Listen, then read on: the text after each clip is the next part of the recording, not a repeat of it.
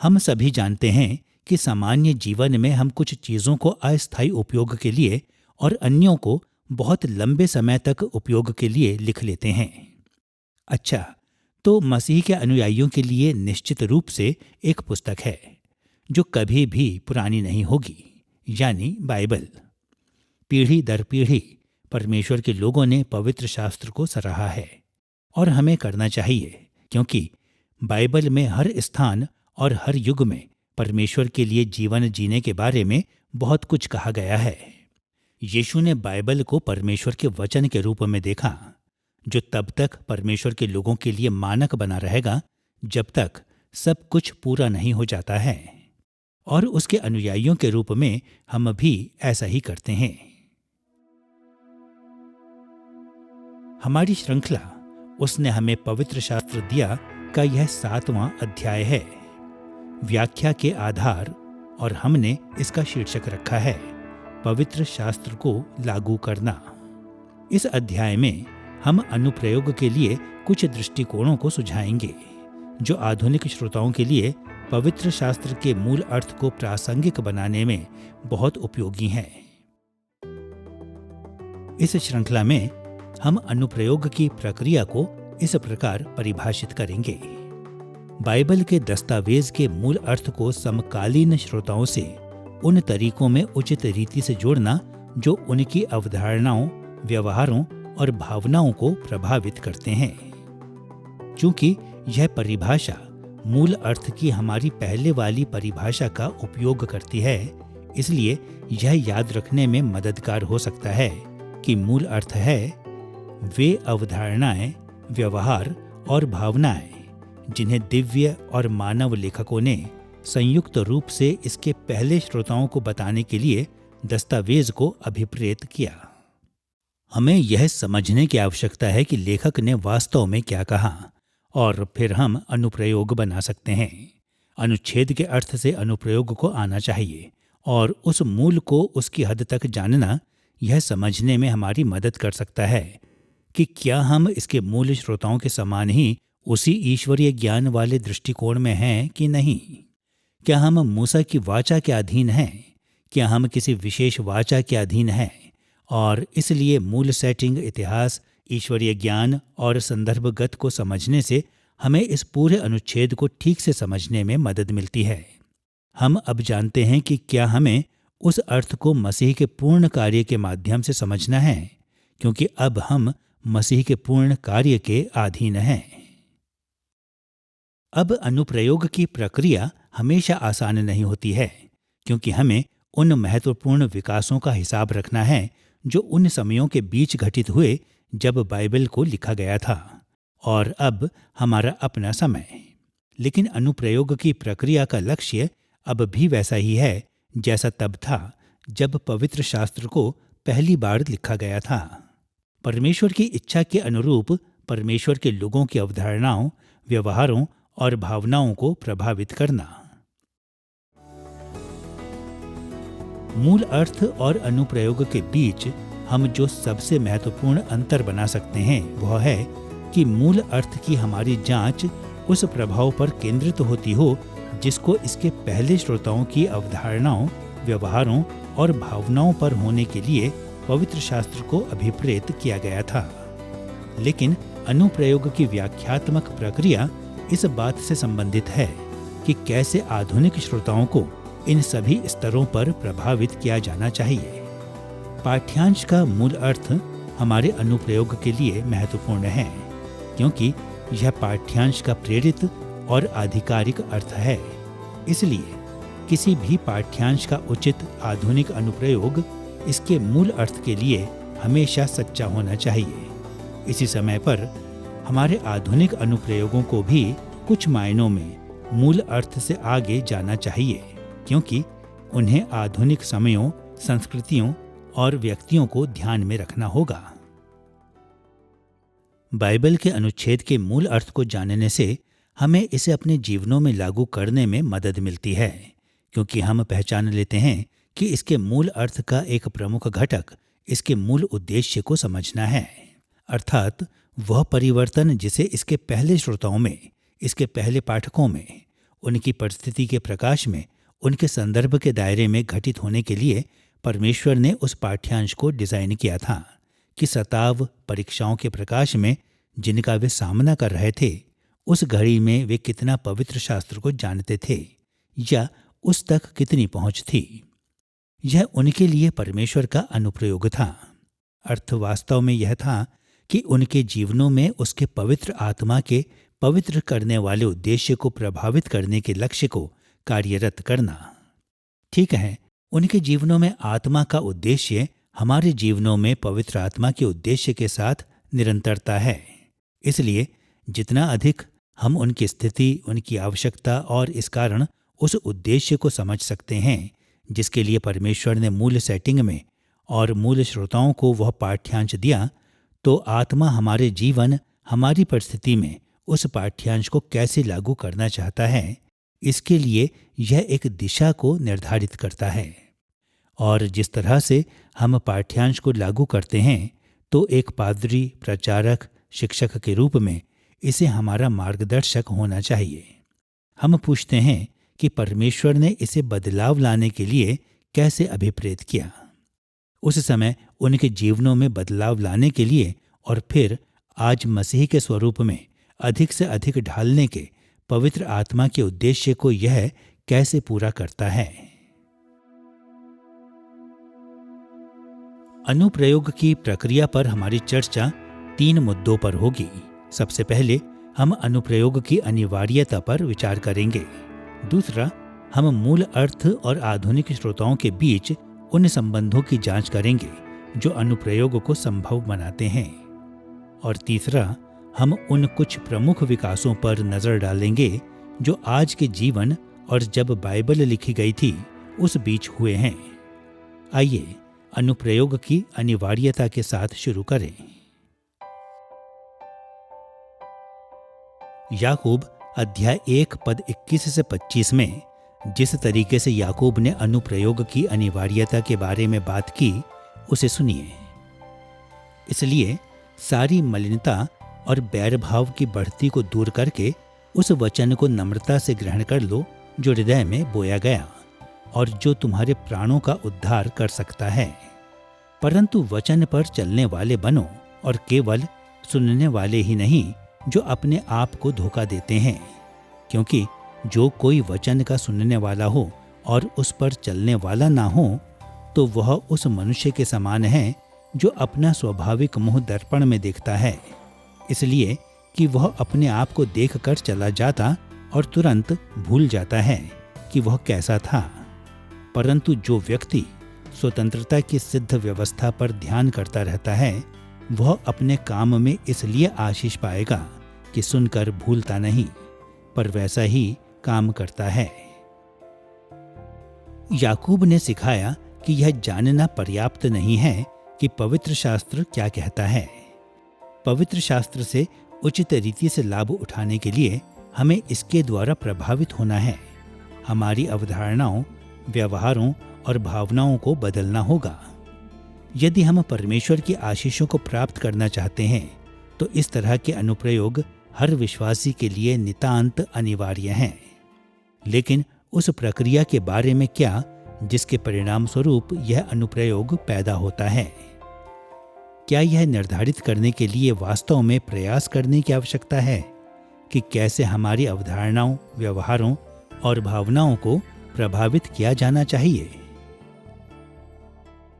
अच्छा, तो किसी भी व्यक्ति के दैनिक जीवनचर्या के लिए पवित्र शास्त्र को प्रासंगिक और अनुप्रयोज्य बनाने का सबसे अच्छा तरीका उस संदर्भ के बारे में सोचना है जिसमें पवित्र शास्त्र के मूल्य या पवित्र शास्त्र के शिक्षण या पवित्र शास्त्र का ईश्वरीय ज्ञान लागू होता है।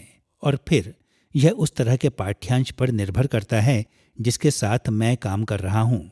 लेकिन आमतौर पर ऐसे दृष्टिकोण हैं जो पवित्र शास्त्र में महत्वपूर्ण हैं। हम परमेश्वर के बारे में उस तरीके से क्यों सोचते हैं जिस तरह से हम अपने पड़ोसी के बारे में सोचते हैं? जिस तरह की करुणा मुझे दिखानी चाहिए, उस तरह की चीज़ वह मुझे बताती है कि मुझे कैसे रहना चाहिए। और ये मूल्य बहुत ही महत्वपूर्ण है। मैं सोचता हूँ कि जब हम इतिहास की एक पुस्तक या इसके ईश्वरीय ज्ञान के संदर्भ में सारांश के रूप में बाइबल का अध्ययन करते हैं और हम उस बात के नैतिक आयाम को नहीं जोड़ते हैं जिसे करने के लिए एवं लोगों के रूप में बनने के लिए अनुच्छेद हमें बुला रहा है, तो हमारे पास एक समस्या है। लेकिन यदि हम पवित्र शास्त्र के संबंध परक नैतिक आयाम को जो इसमें पाया जाता है सावधानी पूर्वक ध्यान में रखते हैं, तो यथार्थ में किसी भी अनुच्छेद का एक अनुप्रयोग हो सकता है जो हमें जीने के तरीके के बारे में अधिक संवेदनशीलता से सोचने के लिए बुलाता है।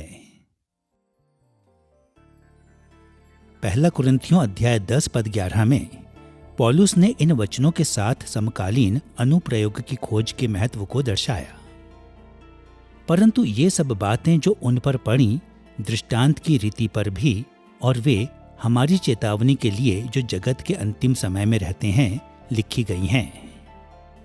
इस अध्याय के संदर्भ में पौलुस कुरिन्थ के विश्वासियों को याद दिला रहा था कि निर्गमन और गिनती की पुस्तकों ने उन दंडों के बारे में कहानियों को बताया जिन्हें निर्गमन के इस्राएलियों ने सहा था, क्योंकि उन्होंने परमेश्वर के खिलाफ विद्रोह किया था। और इस पद में उसने कुरिन्थ में कलीसिया के लिए इन कहानियों को लागू करने हेतु आवश्यक कदम उठाए। पौलुस ने नए नियम की कलीसिया पर पुराने नियम की कहानियों को मूल श्रोताओं और अपने कुरिन्थ के श्रोताओं के बीच संबंधों या निरंतरताओं को ध्यान में रखते हुए और उन विकासों या बदलावों पर विचार करने के द्वारा लागू किया जो मूसा के समय और उसके समय के बीच हुए थे।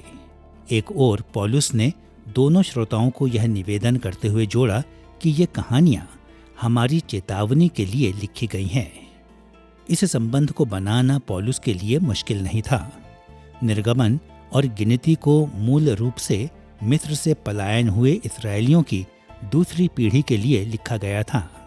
पहली पीढ़ी की विफलताओं को ना दोहराने के लिए इन लोगों को चेतावनी देने हेतु इन्हें लिखा गया था। इसलिए पौलुस ने पहले कुरिन्थ के विश्वासियों और मूल श्रोताओं के बीच समानता पर ध्यान केंद्रित किया। कुरिन्थ की कलीसिया में विफलता का खतरा था, इसलिए इन कहानियों ने उन्हें ठीक वैसे ही चेतावनी दी जैसे उन्होंने मूल श्रोताओं को चेतावनी दी थी। दूसरी ओर पौलुस ने अपने अनुप्रयोग को मूसा के समय से होने वाले महत्वपूर्ण विकासों को ध्यान में रखते हुए तैयार किया। इस्राएल की विफलताएं पहली पीढ़ी के इस्राएलियों के साथ हुई, लेकिन उन्हें पौलुस के श्रोताओं और अन्य सभी विश्वासियों के लिए लिखा गया था। पवित्र शास्त्र के रिकॉर्ड ने पुराने नियम के अनुभवों को कलीसिया के लिए उदाहरणों और चेतावनियों में बदला जो जगत के अंतिम समय में रहते हैं।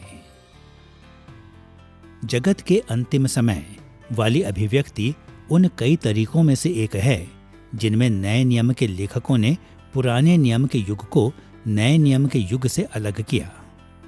इन वचनों के साथ पौलुस ने माना कि कुरिन्थ की कलीसिया के पास उद्धार वाले इतिहास में विकासों के लाभ थे जो निर्गमन एवं गिनती के श्रोताओं के पास नहीं थे।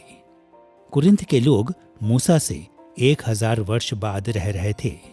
वे मूल श्रोताओं के समान मिस्र से कनान की यात्रा पर नहीं थे। वे नए आकाश और नई पृथ्वी की यात्रा पर थे। जगत का अंतिम समय उनके करीब था। परिणाम स्वरूप कुरिन्थ के विश्वासियों के लिए पौलुस के अनुप्रयोग को उन विकासों को ध्यान में रखना था, और पौलुस ने बाकी के पहला कुरिन्थियों अध्याय 10 में इन भिन्नताओं पर प्रकाश डाला, जहां उसने कुरिन्थ के विश्वासियों को उनके निजी मसीही जीवन में या उनकी कलीसिया में उनके संबंधों में असफल नहीं होने की चेतावनी दी। कुरिन्थ में मसीहों के लिए निर्गमन और गिनती की पुराने नियम की पुस्तकों का पौलुस का अनुप्रयोग उस मूल प्रक्रिया को दर्शाता है जो हर बार तब होता है जब हम पवित्र शास्त्र को लागू करते हैं।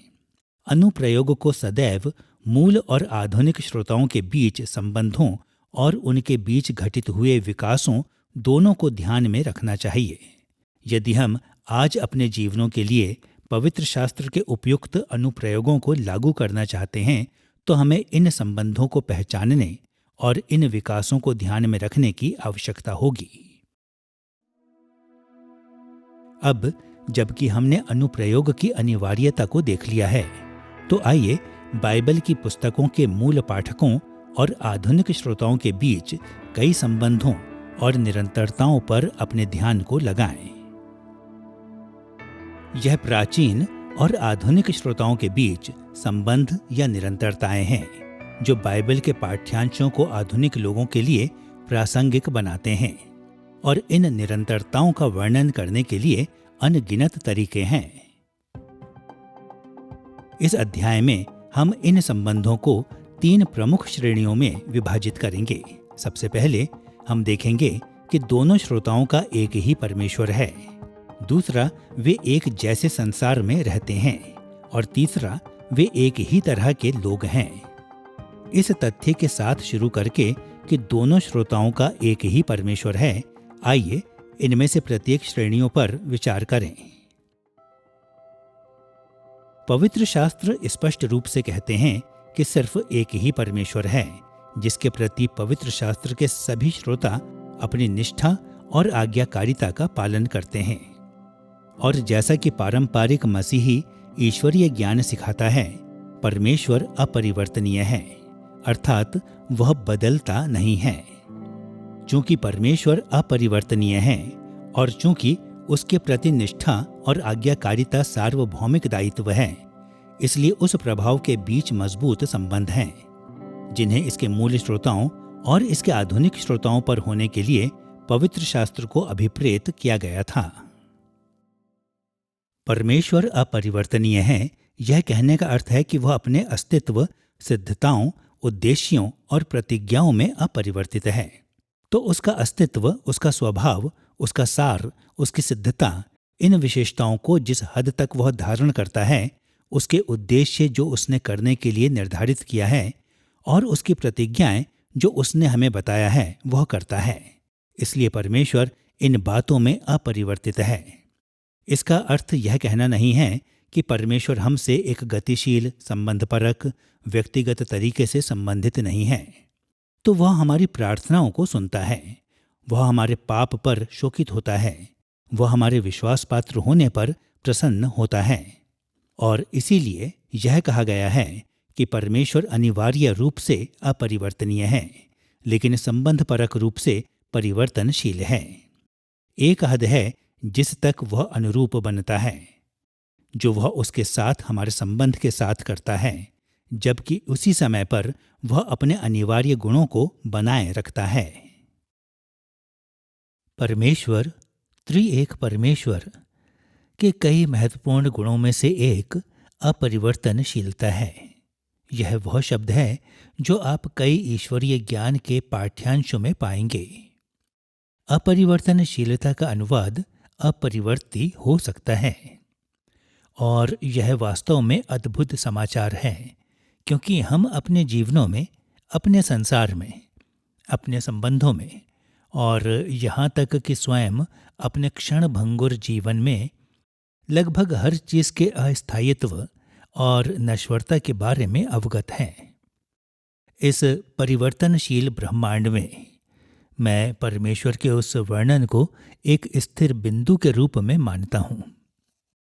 वह ऐसा क्या है जो हमारी बेचैन आत्माओं को ऐसे परमेश्वर के दर्शन की ओर आकर्षित करता है, जो कल, आज और हमेशा एक समान है। मैं मानता हूँ कि यही वह गहन मानसिक और आत्मिक आवश्यकता जो चट्टान की तरह मजबूत हो, हम सब में है। वह जो भरोसेमंद हो, वह जो एक लंगर के समान काम कर सकता हो। जब पहाड़ हिलते हैं और सब कुछ समुद्र में गिरता हुआ प्रतीत होता हो, तो हम इस अपरिवर्तनीय परमेश्वर में स्वयं के लिए ताकत प्राप्त करते हैं। दिव्य अपरिवर्तनशीलता वाली बाइबल की अवधारणा का अर्थ यह नहीं है कि परमेश्वर निष्क्रिय है।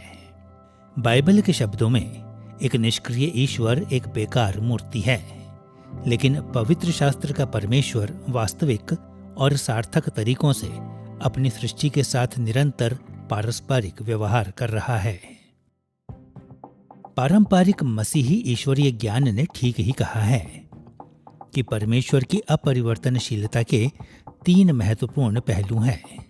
पहला, परमेश्वर की सनातन मनसा या इतिहास के लिए निर्णायक योजना अपरिवर्तनीय है। हालांकि विभिन्न मसीही परंपराएं परमेश्वर की अनंत योजना को अलग अलग रीति से समझती हैं। हम सभी को इस बात से सहमत होना चाहिए कि परमेश्वर ने जो कुछ भी किया है, कर रहा है और करेगा, वह सब एक एकीकृत योजना का हिस्सा है। परमेश्वर सब कुछ जानता है और वह उस ज्ञान का उपयोग इतिहास को उस लक्ष्य की ओर ले जाने के लिए कर रहा है जिसके लिए उसने इसकी रचना की थी। जैसा कि परमेश्वर ने यशायाह अध्याय 46 पद 10 में कहा, मैं तो अंत की बात आदि से और प्राचीन काल से उस बात को बताता आया हूं जो अब तक नहीं हुई। मैं कहता हूं, मेरी युक्ति स्थिर रहेगी और मैं अपनी इच्छा को पूरी करूंगा। जैसा कि पौलुस ने इफिसियों अध्याय 1 पद 4 और 11 में समझाया, जैसा उसने हमें जगत की उत्पत्ति से पहले उसमें चुन लिया, मसीह में, जिसमें हम भी उसी की मनसा से, जो अपनी इच्छा के मत के अनुसार सब कुछ करता है, पहले से ठहराए जाकर मीरास बने। पौलुस ने स्पष्ट किया कि परमेश्वर की एक योजना है जिसमें सब कुछ शामिल है और यह योजना उस समय से अस्तित्व में है जब उसने विश्वासियों को उद्धार के लिए चुना या पहले ही से ठहराया। बेशक अलग अलग परंपराएं पहले से ठहराए जाने की अवधारणा को अलग अलग रीति से व्याख्या करते हैं, लेकिन जो बात प्रश्न से परे है वह है कि परमेश्वर ने जगत की सृष्टि करने से पहले ही से ठहराया। पहले ही ठहराया जाना उसकी सनातन मनसा का सिर्फ एक हिस्सा था और यह मनसा अपरिवर्तनीय है क्योंकि परमेश्वर सब कुछ को इसी के अनुरूप बनाता है। परमेश्वर की योजना की अपरिवर्तनशीलता हमें आश्वस्त करती है कि यदि हम और अधिक बारीकी से नजर डालें तो प्राचीन काल में परमेश्वर के तरीके आज उसके तरीकों के साथ मेल खाते हैं। किसी स्तर पर अपने प्राचीन लोगों के लिए परमेश्वर की इच्छा और हमारे लिए उसकी इच्छा समान है, क्योंकि ये दोनों उसकी सृष्टि के लिए उसकी एक अपरिवर्तनीय उद्देश्य की भीतर फिट बैठते हैं। दूसरे स्थान पर परमेश्वर अपने चरित्र में भी अपरिवर्तनीय है। उसका सार, व्यक्ति और गुण कभी नहीं बदलते। अब यह सुनिश्चित है कि परमेश्वर अपने चरित्र के विभिन्न पहलुओं को अन्य समयों की तुलना में कभी कभी अधिक प्रमुखता से प्रकट करता है। कभी कभी वह अपनी दया को प्रकट करता है तो कभी अपने क्रोध को, कभी कभी वह अपनी सर्वज्ञता को प्रकट करता है और अन्य समयों पर वह उसे छिपाता है। लेकिन उसके गुणों का पूरा विस्तार, उसका अनंत स्वभाव हमेशा एक समान रहता है। इसीलिए याकूब अध्याय 1 पद 17 में याकूब ने परमेश्वर को इस रीति से संदर्भित किया, ज्योतियों के पिता की ओर से मिलता है, जिसमें ना तो कोई परिवर्तन हो सकता है और ना अदल बदल के कारण उस पर छाया पड़ती है। परमेश्वर का अपरिवर्तनीय चरित्र हमें यह देखने में मदद करता है कि पवित्र शास्त्र के मूल अर्थ और आधुनिक अनुप्रयोग के बीच हमेशा महत्वपूर्ण संबंध रहेगा। जब किसी विशेष अनुच्छेद ने एक दिव्य गुण के बारे में बात की, तो मूल श्रोताओं से उस गुण को हमेशा परमेश्वर के दूसरे गुणों के संदर्भ में समझने की अपेक्षा की गई थी। बहुत कुछ इसी तरह आधुनिक श्रोताओं से प्रत्येक पवित्र शास्त्र की प्रमुखताओं को उन तरीकों में लागू करने की अपेक्षा की जाती है जो परमेश्वर के किसी भी गुण की अवहेलना ना करता हो। इस कारण से परमेश्वर के अपरिवर्तनीय गुण हमेशा मूल अर्थ और आधुनिक अनुप्रयोगों के बीच समानता का एक पैमाना बनाते हैं। तीसरे स्थान पर परमेश्वर अपनी वाचा वाली प्रतिज्ञाओं में ना बदलने वाला या अपरिवर्तनीय है। परमेश्वर वह सब कुछ पूरा करेगा जो उसने कभी भी वाचा में शपथ लिया है। कभी कभी मसीही लोग यह सोचने की भूल करते हैं कि वह सब कुछ जो परमेश्वर कभी भी कहता है एक प्रतिज्ञा है, लेकिन वास्तविकता यह है कि परमेश्वर तभी प्रतिज्ञा करता है जब वह शपथ लेता है या वाचा बनाता है या किसी कसम को खाता है, जैसा कि हम गिनती अध्याय 23 पद 19 में पढ़ते हैं। ईश्वर मनुष्य नहीं कि झूठ बोले, और ना वह आदमी है कि अपनी इच्छा बदले। क्या जो कुछ उसने कहा उसे ना करे? क्या वह वचन देकर उसे पूरा ना करे? जब परमेश्वर प्रतिज्ञा करता है तो उसका वचन अपरिवर्तनीय है, अन्यथा वह अपने मन को बदलने के लिए स्वतंत्र है। उत्पत्ति अध्याय 15 पर विचार करें, जहां परमेश्वर ने कहा कि वह अब्राहम की संतान को सितारों के समान अनगिनत बना देगा। अब्राहम इस प्रस्ताव के लिए आभारी था, लेकिन उसने फिर भी परमेश्वर से इस आशीष को निश्चित करने के लिए कहा। इसलिए परमेश्वर ने उसके साथ एक वाचा बांधकर जवाब दिया। हालांकि ऐसे मामलों में जहां परमेश्वर ने कोई प्रतिज्ञा नहीं की है, उसके वचनों को अभिशाप के खतरे और आशीष के प्रस्तावों के रूप में सबसे अच्छे से समझा जाता है। उदाहरण के तौर पर याद कीजिए कि योना की पुस्तक में परमेश्वर ने नीनवे को नाश करने की चेतावनी दी, लेकिन फिर जब उसके लोगों ने मन फिराया तो उसने अपनी इच्छा बदल दी। इसमें कोई शक नहीं कि परमेश्वर ने उस समय नीनवे को नाश करने के बारे में अपने मन को बदला, लेकिन जब उसने उन्हें छोड़ दिया तो उसने किसी प्रतिज्ञा को नहीं तोड़ा। वाचा वाली प्रतिज्ञाएं वे बातें हैं जिन्हें परमेश्वर ने वाचा वाली शपथ के द्वारा पूरा करने की ठानी है।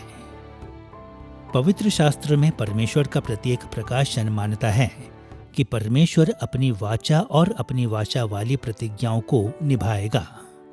मूल श्रोताओं से इस प्रकाश में पवित्र शास्त्र के प्रत्येक अनुच्छेद को समझने की अपेक्षा की गई थी, और आधुनिक श्रोताओं को भी ऐसा ही करना चाहिए। हमें परमेश्वर के अपरिवर्तनीय प्रतिज्ञाओं में पूर्ण भरोसा होना चाहिए और उसके प्रस्तावों और चेतावनियों को हमें आज्ञाकारिता के लिए प्रोत्साहित करना चाहिए। अब जबकि हमने देख लिया है कि पवित्र शास्त्र के सभी पहले प्राप्तकर्ताओं के रूप में हमारे पास भी वही परमेश्वर है, तो आइए इस तथ्य पर ध्यान दें कि हम एक जैसे संसार में ही रहते हैं। युगों के दौरान दार्शनिकों ने इसके साथ संघर्ष किया है कि क्या संसार स्थिर है या बदल रहा है। आम अनुभव हमें बताते हैं कि कई मायनों में दोनों सही हैं। परमेश्वर की सृष्टि हमेशा बदलती रही है, लेकिन संसार की कई विशेषताएं पवित्र शास्त्र के प्रत्येक श्रोताओं के लिए स्थिर बनी हुई हैं। जब हम पवित्र शास्त्र को अपने समय में लागू करते हैं तो हमें इन दोनों सच्चाइयों को ध्यान में रखना चाहिए।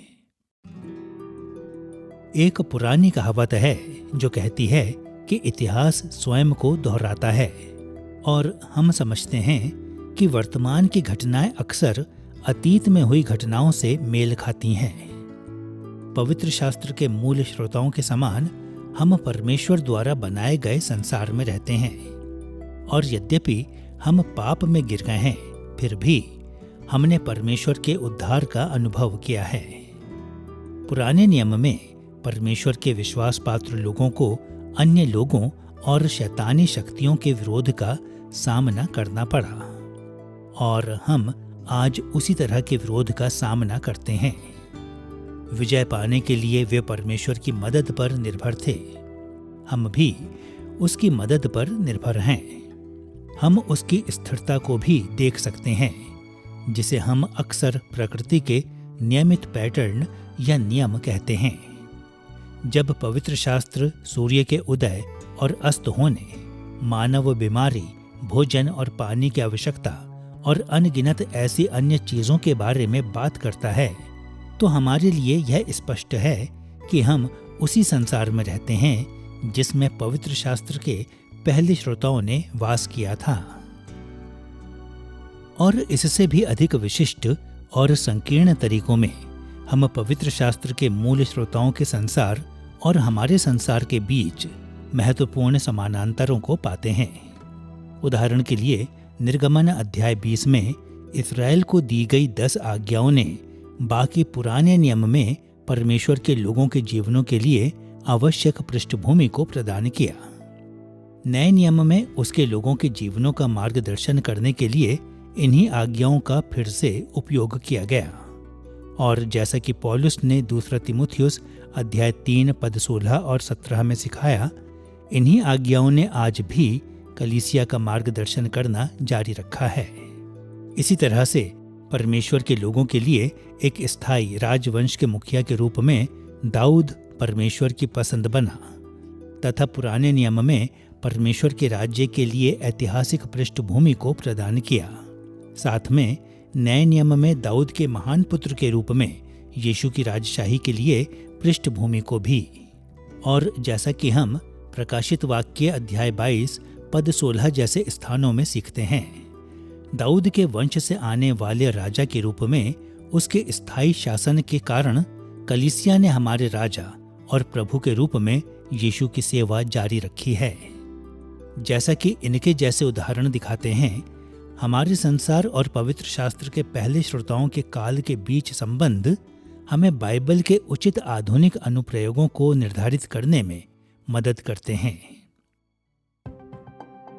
अब जबकि हमने देख लिया है कि पवित्र शास्त्र के सभी श्रोताओं का एक ही परमेश्वर है और वे एक जैसे संसार में रहते हैं, तो आइए उन संबंधों पर विचार करें जो इस कारण अस्तित्व में हैं क्योंकि हम एक ही तरह के लोग हैं।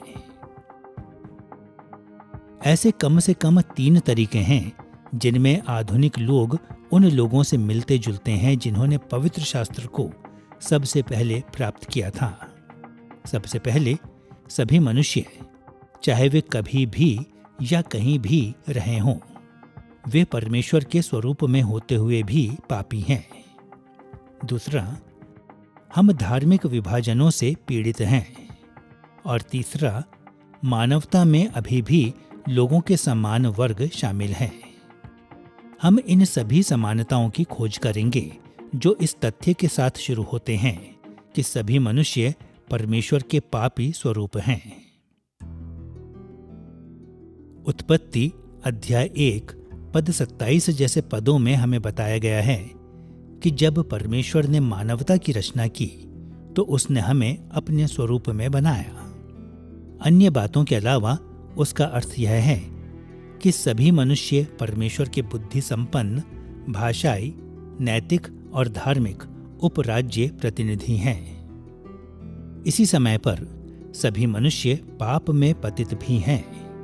मानवता को जिस तरीके से आज हमारे तर्क संपन्न, भाषाई, नैतिक और धार्मिक क्षमताओं का उपयोग करके परमेश्वर की महिमा करनी चाहिए, वैसा नहीं करती है। अविश्वासी ऐसे व्यवहार करते हैं जैसे कि उन्हें परमेश्वर के राज्य के अधीन समर्पण करने की आवश्यकता नहीं है, और विश्वासी भी उसके प्रति अपनी निष्ठा में असफल हो जाते हैं।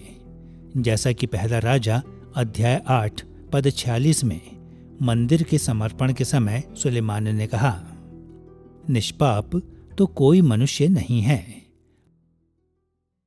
व्यवस्थित ईश्वरीय ज्ञान में आप जानते हैं, इस शिक्षा को संपूर्ण भ्रष्टता के रूप में जाना जाता है, और उसका अर्थ यह है कि मनुष्य के अस्तित्व की समग्रता में, उसकी सोच, भावना और व्यवहार में सब कुछ पाप से इतना दूषित हो चुका है कि एक बुनियादी धारणा यह बन गई है कि जो भी कुछ वह करता है उसे वह परमेश्वर की आज्ञाओं और पवित्र मानक की अवहेलना में करता है।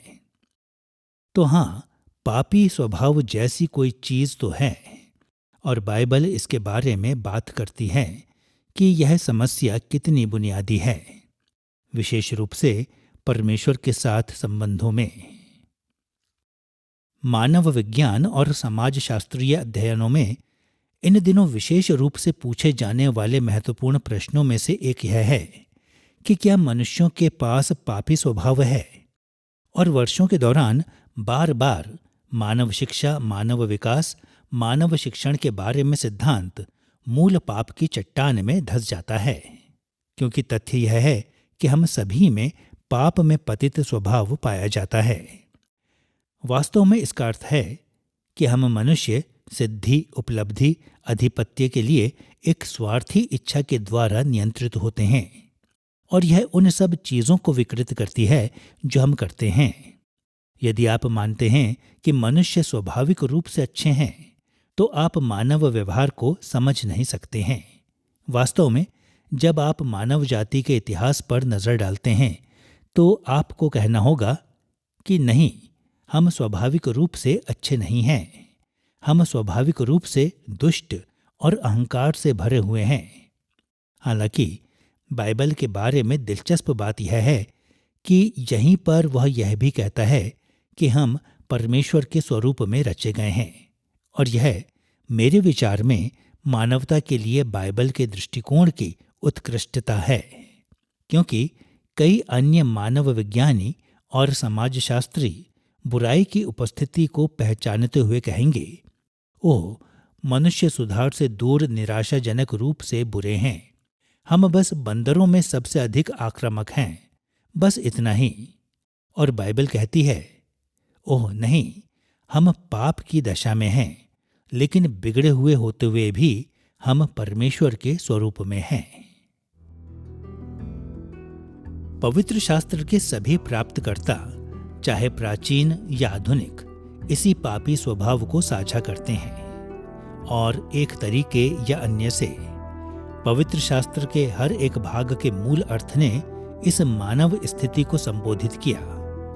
हम सब परमेश्वर के स्वरूप हैं जो पाप से भ्रष्ट हो गए हैं, क्योंकि हम पवित्र शास्त्र के सभी मूल श्रोताओं के साथ इन गुणों को साझा करते हैं। इसलिए ये समानताएं हमें बाइबल के हर एक पाठ्यांश से सार्थक आधुनिक अनुप्रयोगों को निकालने में मदद कर सकते हैं। पवित्र शास्त्र के मूल और आधुनिक श्रोता परमेश्वर के पापी स्वरूप होने के अलावा इसलिए भी समान हैं क्योंकि हम दोनों धार्मिक विभाजनों से पीड़ित हैं। जिस समय से पहले पवित्र शास्त्र प्रेरित हुए थे, तब से यह हमेशा से होता रहा है कि पवित्र शास्त्र के पाठक 3 धार्मिक समूहों में से एक में पाए जाते हैं: अविश्वासी, झूठे विश्वासी और विश्वासी। अविश्वासी वे लोग हैं जो परमेश्वर के प्रति समर्पण करने से इनकार करने के द्वारा स्वयं को उसका शत्रु बना लेते हैं। मानवता के इस विभाजन में उन सभी को शामिल किया गया है जिन्होंने इस्राएल और कलीसिया के लिए परमेश्वर के विशेष प्रकाशन के बारे में नहीं सुना है, साथ में वे भी जिन्होंने सुना है। झूठे विश्वासी परमेश्वर के लिए आभासी प्रतिबद्धताएं बनाते हैं। बाहरी दिखावट से वे विश्वासी लग सकते हैं, लेकिन उनके पास सच्चा विश्वास नहीं है, और परिणाम स्वरूप उन्हें उसके अनंत न्याय से छुटकारा नहीं मिला है। इसके विपरीत विश्वासी वे लोग हैं जो परमेश्वर के प्रति वफादार, विश्वास योग्य प्रतिबद्धताएं बनाते हैं, और इस प्रकार जिन्हें पाप से छुटकारा मिला है और परमेश्वर के अनंत न्याय से बचाया गया है। सामान्य शब्दों में इन 3 धार्मिक समूहों के लिए पवित्र शास्त्र के आधुनिक अनुप्रयोगों को इन्हीं के जैसे समूहों के लिए मूल अनुप्रयोगों के बिल्कुल समान होना चाहिए। अविश्वासियों के लिए पवित्र शास्त्र को पाप रोकने के लिए, उनकी खोई हुई दशा को उजागर करने के लिए और बचाने वाले पश्चाताप के लिए उन्हें बुलाहट देने के लिए डिजाइन किया गया था। आधुनिक अनुप्रयोग में हम ऐसा ही करते हैं। झूठे विश्वासियों के लिए बाइबल के वचनों को पाप रोकने के लिए, उनके पाखंड को उजागर करने और बचाने वाले पश्चाताप के लिए बुलाहट के लिए डिजाइन किया गया था। आधुनिक अनुप्रयोग में हम इसी लक्ष्य की ओर काम करते हैं। विश्वासियों के लिए बाइबल के लेखों को उनके पाप पर लगाम लगाने के लिए विफलता के खिलाफ चेतावनी देने और परमेश्वर के अनुग्रह में कृतज्ञ जीवन जीने में उनकी अगुवाई करने के लिए डिजाइन किया गया था। और आधुनिक मसीहों के रूप में हम इन्हीं लक्ष्यों की ओर पवित्र शास्त्र को लागू करते हैं। पापी स्वरूपों और धार्मिक विभाजनों से पीड़ित होने के अलावा मूल और आधुनिक श्रोता इसलिए भी एक समान हैं क्योंकि पूरे इतिहास के दौरान लोगों के एक जैसे वर्ग मौजूद रहे हैं। मनुष्यों को कई अलग अलग तरीकों से वर्गीकृत किया जा सकता है। उदाहरण के लिए हमारे पास विशेष गुण या विशेषता के अनुसार वर्गीकृत किया जा सकता है। कुछ लोग बूढ़े हैं और दूसरे जवान हैं, कुछ पुरुष हैं और अन्य महिलाएं हैं, कुछ अमीर हैं और दूसरे गरीब हैं, कुछ शक्तिशाली हैं और अन्य कमजोर हैं, इत्यादि वर्ग देखा जा सकता है। हमें दूसरे लोगों के साथ हमारे संबंधों के अनुसार भी वर्गीकृत किया जा सकता है। हम माता पिता, बच्चे, भाई बहन, स्वामी, नौकर, दोस्त या कुछ भी हो सकते हैं। या जो हमने किया है उसके अनुसार हमें वर्गीकृत किया जा सकता है, जैसे नायक और अपराधी, या हमारी नौकरियों के अनुसार, जैसे कोई पादरी होगा और कोई किसान का काम करता होगा। और यही बात पवित्र शास्त्र के मूल श्रोताओं के लिए भी सही थी। वास्तव में पवित्र शास्त्र के कई भाग विशेष रूप से लोगों के विशेष वर्गों की ओर निर्देशित हैं। हम ऐसे अनुच्छेदों को पाते हैं जो उन लोगों पर ध्यान केंद्रित है जो क्रोधित है, प्रेम करने वाले हैं, या आलसी हैं, या पश्चातापी हैं, या अमीर या गरीब हैं। हम ऐसे अनुच्छेदों को भी पाते हैं जो विशेष रूप से उन लोगों को संबोधित करते हैं जो कि पतियों या पत्नियों या बच्चों या सेवकों या चोरों या कर्मचारियों के रूप में पहचाने गए हैं। क्योंकि लोगों के यही वर्ग हर युग में मौजूद रहे हैं, इसलिए वे मूल श्रोताओं और बाद के सभी श्रोताओं के बीच सार्थक संबंधों को बनाते हैं। और ये संबंध हमारे अनुप्रयोग का मार्गदर्शन करने में मदद करते हैं। प्राचीन और अमीर लोग धन के बारे में अनुच्छेदों से एक समान अनुप्रयोगों को बना सकते हैं। प्राचीन और आधुनिक अगुवे नेतृत्व के बारे में अनुच्छेदों से एक समान अनुप्रयोग बना सकते हैं। बाइबल को हमारे जीवनों में लागू करने के लिए हमारे सभी प्रयासों की मदद इस बात को पहचानने के द्वारा की जा सकती है कि हम पवित्र शास्त्र के पहले श्रोताओं के साथ इसी प्रकार के संबंधों को साझा करते हैं। अब जबकि हमने पवित्र शास्त्र के अनुप्रयोग की अनिवार्यता का पता एवं आधुनिक श्रोताओं के बीच कुछ महत्वपूर्ण संबंधों पर विचार कर लिया है, आइए मूल और आधुनिक श्रोताओं के बीच उन विकासों पर अपना ध्यान लगाएं जिन्हें हमारे अनुप्रयोगों को प्रभावित करना चाहिए। बहुत से लोग जो बाइबल को ध्यान से पढ़ते एवं अध्ययन करते हैं, वे कहते हैं कि कभी-कभी यह अप्रासंगिक लगती है, जैसे कि यह एक अलग संसार से आई हो, और एक बहुत ही वास्तविक मायने हैं जिसमें यह सच है। बाइबल की पुस्तकों को बहुत समय पहले लिखा गया था। वे ऐसी भाषाओं में लिखे गए थे जिन्हें हम में से अधिकतर लोग नहीं पढ़ते हैं, और ऐसी संस्कृतियों को जो हमारे से बहुत अलग हैं। और हमारे अपने निजी जीवन भी पवित्र शास्त्र के मूल श्रोताओं वाले लोगों के जीवनों से बहुत अलग हैं। इसलिए एक या अन्य तरीके से जब हम बाइबल को आधुनिक जीवन के लिए लागू करते हैं तो हमें इन सभी कारकों को ध्यान में रखने की आवश्यकता है। बाद के एक अध्याय में हम इस प्रकार के अंतरों को ध्यान में रखने के विशिष्ट तरीकों को देखेंगे। इसलिए अभी के लिए हम सिर्फ उन 3 प्रमुख प्रकारों के विकासों की पहचान करेंगे जो तब से घटित हुए हैं जब से पवित्र शास्त्र को प्रेरित किया गया था, और जिसका ध्यान बाइबल की पुस्तकों के हमारे आधुनिक अनुप्रयोगों में रखने की आवश्यकता है। युगांतरिक, सांस्कृतिक और व्यक्तिगत विकास। आइए सबसे पहले छुटकारे के इतिहास में युगांतरिक विकासों को देखें। मसीही लोगों ने अक्सर 3 चरणों में संसार के इतिहास पर बाइबल के परिप्रेक्ष्य को सारांशित किया है। सृष्टि, जब परमेश्वर ने पहली बार संसार को बनाया। पाप में पतन, जब मानवता ने पहली बार पाप किया और परमेश्वर द्वारा उसे श्राप दिया गया। और छुटकारा, पाप में पतन के बाद की अवधि, जिसमें परमेश्वर हमें हमारे पाप से छुटकारा देता है।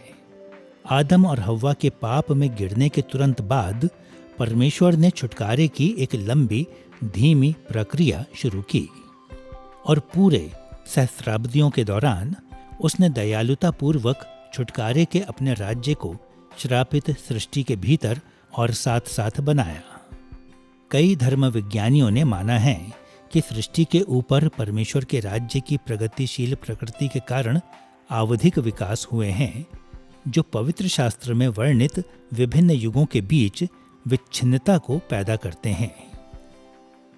शायद सबसे स्पष्ट युगांतरिक विकास पुराने और नए नियमों के बीच हुआ, लेकिन धर्म विज्ञानी आमतौर पर पूरे बाइबल में परमेश्वर की विभिन्न वाचाओं के अनुसार युगों की पहचान करते हैं। विशेष रूप से जो पुराने नियम में आदम, नूह, अब्राहम, मूसा और दाऊद के साथ और नए नियम में यीशु के साथ जुड़े हैं। उदाहरण के लिए प्रायश्चित वाले बलिदान के संबंध में नियमों ने छुटकारे के इतिहास में विभिन्न समयों पर विभिन्न चीजों की अपेक्षा की थी। मूसा के समय में उन्होंने मिलाप वाले तंबू में बलिदान की अपेक्षा की थी। सुलेमान के दिनों में उन्होंने मंदिर में बलिदान की अपेक्षा की थी। शुरुआती नए नियम में उन्होंने क्रूस पर यीशु की मृत्यु की अपेक्षा की थी और बाद के नए नियम में उन्हें चढ़ाना पूरी तरह से समाप्त हो गया। जब हम विशेष रूप से एक विश्वासी होने के नाते पुराने नियम को पढ़ते हैं, इसके बाद जब मसीह मर गया और पुनर्जीवित हुआ और वापस आने के लिए तैयार है, जिस तरह हम कभी कभी पवित्र शास्त्र को समझते और लागू करते हैं, उसे पुराने नियम के लोगों द्वारा शायद इसे लागू करने के तरीके से अलग होना चाहिए। लेकिन निश्चित रूप से कई बार ऐसा भी होता है जिसमें हमें वास्तव में कोई समायोजन नहीं करना पड़ता है। इसलिए उदाहरण के लिए बलिदान की प्रणाली को लें। हमें अब बलिदान देने की कोई आवश्यकता नहीं है, क्योंकि मसीह अब हमारा बलिदान है। तो इस मायने में बहुत थोड़ा अनुप्रयोग है। मुझे मंदिर जाने की आवश्यकता नहीं है, पास के किसी मंदिर में जानवर को वध करने के लिए और उस जानवर पर मैं हाथ रखूं ताकि जानवर मेरे सभी पापों को उठा सके। इसलिए हाँ, ऐसे समय होते हैं जिनमें हम जहाँ पर आज छुटकारे के इतिहास में हैं, वह उस तरीके को बदल देता है जिसमें हम पवित्र शास्त्र को लागू करेंगे। यह इतना महत्वपूर्ण है कि जब हम इसकी व्याख्या करते और अपने जीवनों पर लागू करते हैं, तो इस बात का जायजा लें कि छुटकारे के इतिहास में जहाँ हम हैं, उसकी तुलना में कोई अनुच्छेद छुटकारे के इतिहास में कहाँ घटित हुआ है, क्योंकि यह एकदम स्पष्ट है कि कुछ अनुच्छेद अपने छुटकारे वाले ऐतिहासिक संदर्भ में एक अलग प्रणाली को शामिल करते हैं, हमारे स्वयं के संदर्भ की तुलना में चीज़ों का एक अलग प्रबंधन। मैं बस एक साधारण उदाहरण दूंगा। पुराने नियम में बलिदान वाली प्रणाली। जानवरों के बलिदान के बारे में पुराने नियम के अनुच्छेद हमारे लिए अप्रासंगिक नहीं हैं, लेकिन वे उस हद तक प्रासंगिक हैं जहाँ कि वो बलिदान मसीह में पूरे हो गए हैं। इसलिए जब हम उन पाठ्यांशों को पढ़ते हैं तो हमारा निष्कर्ष यह नहीं है, ओह मुझे कहीं से एक मेमना, एक बैल या एक कबूतर खोजने की आवश्यकता है, लेकिन मुझे अपने पाप को ढांपने के लिए मसीह की ओर देखने की आवश्यकता है। और इसलिए कई मायनों में यह सिर्फ एक स्पष्ट उदाहरण है, लेकिन जब हम पवित्र शास्त्र को पढ़ते हैं तो कई तरीकों में हमें तथ्य का जायजा लेने की आवश्यकता है। ओह, यह छुटकारे के इतिहास के प्रबंधन के पुरानी वाचा वाले पहलू में हो रहा है। उदाहरण के लिए, हम अब ईश्वर तंत्र में नहीं रहते हैं। इसलिए ऐसी चीजें हैं जो इस्राएल के जीवन के लिए सच हुई होती, जो आज एक विश्वासियों के रूप में हमारे जीवनों के लिए सच नहीं है। हम हमेशा किसी अनुच्छेद के न सिर्फ तत्काल व्याकरणिक संदर्भ को ध्यान में रखना चाहते हैं, बल्कि साथ ही इसके छुटकारे वाले ऐतिहासिक संदर्भ को भी, ताकि हम नई वाचा के बाद की वास्तविकता वाली अपनी स्थिति में विश्वासियों के लिए उचित अनुप्रयोग बना सकें। कई मायनों में बाइबल का इतिहास एक विकसित होते पेड़ के समान है। हर एक पेड़ किसी बीज से बढ़ता है, छोटा पौधा बन जाता है और अंततः एक पूर्ण विकसित पेड़ में बदल जाता है। आगे जाकर जो वह पेड़ बनेगा वह शुरुआती बीज में निहित होता है, लेकिन पूरी तरह से परिपक्व होने के लिए पेड़ को समय के साथ बढ़ना और विकसित होना है। उसी तरह से पूरे बाइबल के इतिहास में छुटकारा की योजना या अवधारणा धीरे धीरे बढ़ी और विकसित हुई है। और जब हम बाइबल को अपने जीवनों पर लागू करते हैं तो हमें इन विकासों को ध्यान में रखना है। विकास क्रम का यह मॉडल हमें सिखाता है कि संपूर्ण बाइबल हमारे लिए प्रासंगिक और आधिकारिक है, लेकिन यह भी कि पुराने प्रकाशन को हमेशा बाद वाले प्रकाशन के प्रकाश में लागू किया जाना चाहिए। युगांतरिक विकासों की इस समझ को ध्यान में रखकर आइए उन सांस्कृतिक विकासों के विचार का पता लगाएं जो आज हमारी संस्कृतियों को बाइबल में सीधे तरीके से संबोधित की गई संस्कृतियों से अलग करते हैं। पवित्र शास्त्र के मूल और आधुनिक श्रोताओं के बीच सांस्कृतिक विकास के बारे में सोचने पर हमें समानताओं और अंतर दोनों को पहचानने की आवश्यकता है। समानताओं के संबंध में हमें ऐसे प्रश्नों को पूछने की आवश्यकता है, जैसे हम ऐसे किन सांस्कृतिक पैटर्न का सामना करते हैं जो अब्राहम के अनुभव के साथ बारीकी से समानांतर है, और कैसे हमारी संस्कृति दाऊद के समय की संस्कृति के समान है। और अंतरों के संबंध में हमें ऐसे प्रश्नों को पूछने की आवश्यकता है, जैसे पुराने नियम के प्राचीन समाजों से मानव संस्कृति में कितना बदलाव आया है और कौन से रीति रिवाज और प्रथाएं अलग हैं। आज जिस तरह से हम पवित्र शास्त्र को लागू करते हैं, उसके लिए इस प्रकार के प्रश्नों के उत्तरों के महत्वपूर्ण निहितार्थ हैं। जिस संस्कृति में बाइबल लिखी गई थी, वह स्पष्ट रूप से स्वयं हमारी संस्कृति से बहुत भिन्न थी। हम में से कई कृषि ग्रामीण अर्थव्यवस्थाओं में नहीं रह रहे हैं, कुछ लोग हैं, लेकिन हमारे लिए पश्चिम में निश्चित रूप से ऐसा नहीं है, और इसलिए हमें कुछ बदलावों को करने की आवश्यकता है। और न ही हम 1000 ईसा पूर्व में रह रहे हैं, जहां बैतलहम के बाहर शहर के गेट पर व्यापार किया जाता था। इसके बारे में आप रूत की पुस्तक में पढ़ सकते हैं। और आप जानते हैं कि उन दिनों में कैसे कानूनी अनुबंध किया जाता था। आपको अपना जूता उतारना होता और आपने उसके आधार पर एक दूसरे से हाथ मिलाते। ठीक है, निश्चित रूप से यह थोड़ा विचित्र है। हम एक अलग संस्कृति में रहते हैं जहां आप अनुबंध पर हस्ताक्षर करते हैं और आपके पास अलग तरह का करारनामा है। विभिन्न संस्कृतियों में व्यवसाय करने के पुरुषों और महिलाओं के बीच संबंध को संचालित करने के लिए अलग अलग तरीके होते होंगे। सभी प्रकार की चीज़ों की अलग अलग सांस्कृतिक अभिव्यक्तियां होती होंगी। हमें बस उनके प्रति सहानुभूति रखनी है और एहसास करना है कि बाइबल में चीज़ों को करने का अपना तरीका है। हम ऐसी संस्कृतियों में रहते हैं जहां चीज़ें अलग तरीके से की जाती हैं। हालांकि बाइबल ने हमें इस बात के सिद्धांत दिए हैं कि हमें अपना व्यवसाय कैसे करना चाहिए। हमें इसे ईमानदारी के साथ करना चाहिए। आप इसे रूत की पुस्तक से पढ़ सकते हैं। और इसलिए हमें अपने व्यापार व्यवहार में नैतिक ईमानदारी के सिद्धांत को लागू करना होगा, भले ही हम अपने जूते उतार कर ना दें, जैसा कि उन्होंने किया था। जब हम स्वयं अपनी वर्तमान परिस्थिति के बारे में विचार करते हैं और इसकी तुलना मूल श्रोताओं के समय से करते हैं, तो हमें यह समझना होगा कि कम से कम 2000 वर्ष पीछे नए नियम का समय और अक्सर 3000 वर्ष पीछे पुराने नियम का समय बीत चुका है। इसलिए सांस्कृतिक अंतर हो सकते हैं जो हमें मूल श्रोताओं के अनुभव से अलग करते हैं। सबसे स्पष्ट में से एक यह है कि प्रौद्योगिकी नाटकीय रूप से बदल गई है।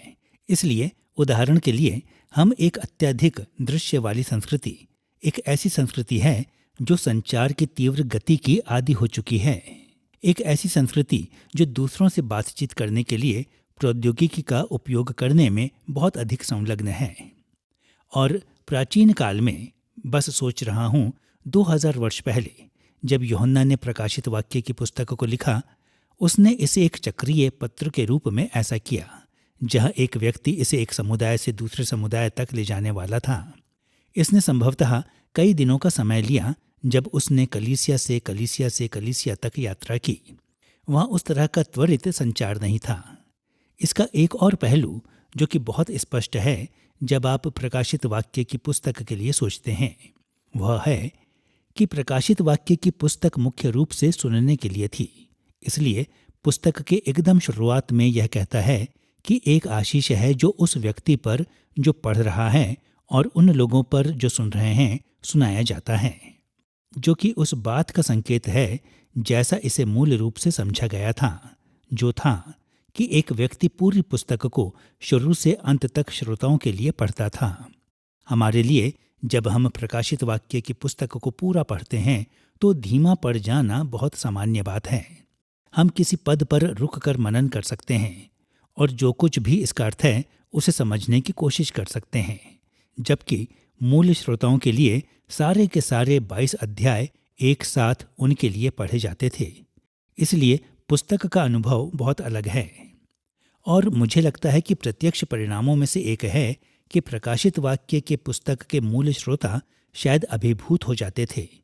सब कुछ तो समझ नहीं पाते होंगे और कुछ बिंदुओं पर उन्हें विवरण का पता लगाने के बारे में कम चिंता करनी पड़ती थी और इसके बजाय पूरे सामान्य अभिप्राय को समझते थे और उनकी स्वयं की भावनाओं से वास्तव में पूरे को बात करने की अनुमति देते थे। और सब कुछ पता लगाने में सक्षम होने के बजाय स्वयं हमारे हृदय की वास्तविकता के संबंध में तस्वीरें व्यक्ति को अधिक से अधिक प्रभावित करने लगती हैं। इस प्रकार यह एक उदाहरण है कि कैसे सांस्कृतिक अंतर वास्तव में हमारी समझ और पवित्र शास्त्र को पढ़ने के हमारे दृष्टिकोण को बदल सकता है। युगांतरिक और सांस्कृतिक विकासों के अलावा हमें उन व्यक्तिगत विकासों पर भी ध्यान देने की आवश्यकता है जो आज के लोगों को बाइबल के मूल स्रोतों से अलग करते हैं।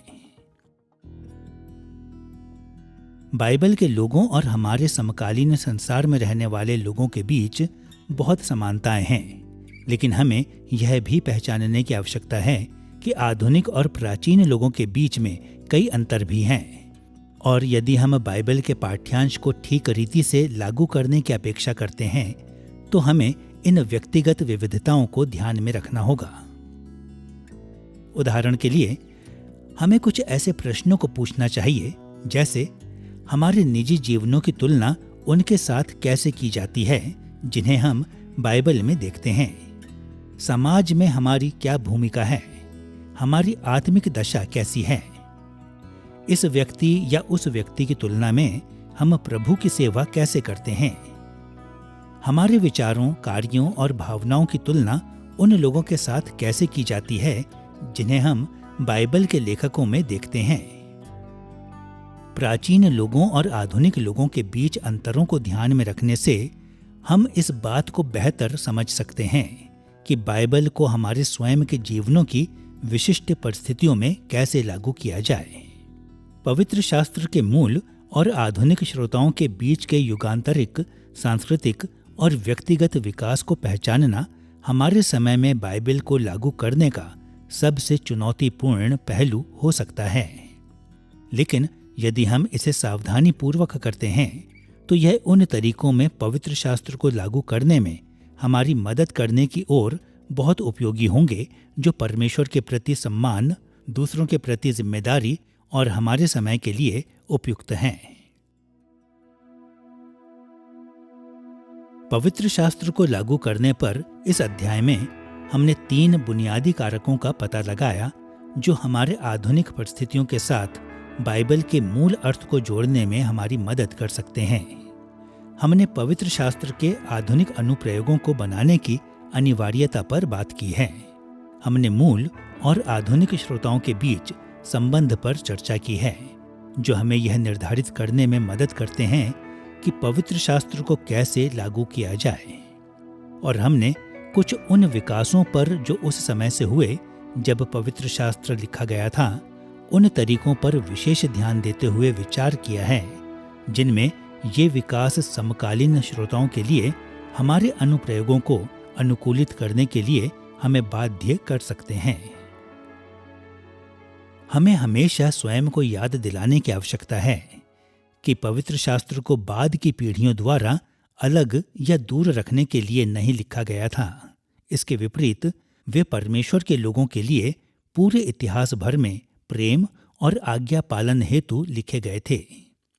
और इस कारण से बाइबल हमारे समय में उतनी ही प्रासंगिक है, उतनी ही सत्य है जितना यह तब थी जब पहली बार लिखी गई थी।